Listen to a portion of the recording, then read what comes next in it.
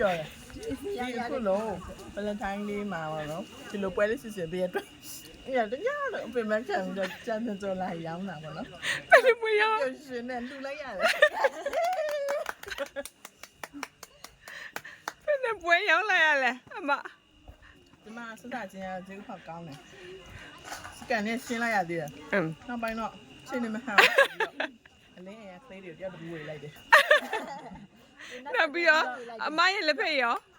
မနေ့ကကျွန်မလှူလိုက်ပြီ ဖရီးတိုက်တာလည်းမလာကြခေါ်တော့အာ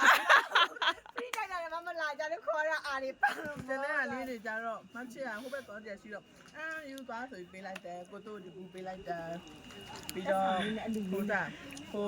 ဟိုခန်းတွေကအန်တီကိုတဘူးပေးလိုက်တယ် အော်